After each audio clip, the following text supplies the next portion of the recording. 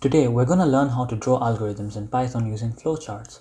If you haven't watched my video about algorithms in Python yet, which was my second video, please watch that for the full details, as I shall only show you how to design a flowchart in this video.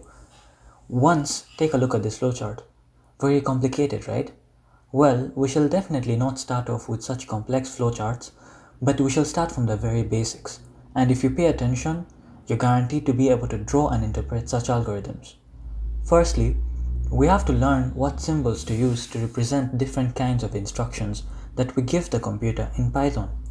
There are mainly 8 symbols to remember while drawing a flowchart, and in some cases you might not even have to use all these symbols for simpler flowcharts.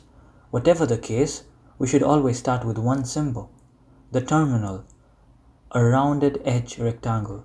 This symbol is used to draw terminals in Python, i.e., to mark the start and end of a flowchart, meaning that you shall only use it twice in a flowchart, when you start and when you stop it. Next, an arrow.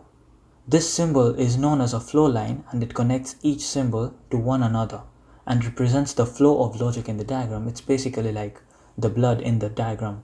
It connects everything together. Parallelogram. This symbol is used to draw input and output operations in the program. Next, rectangle.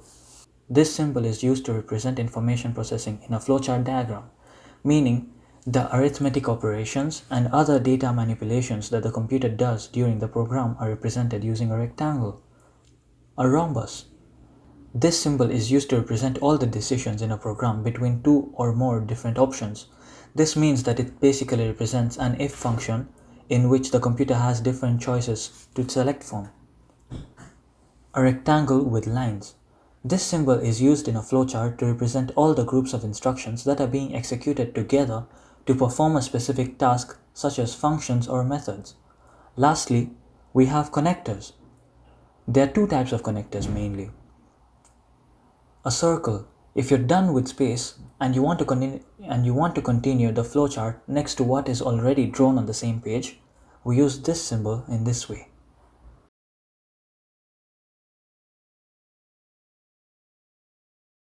And finally, inverted pentagon.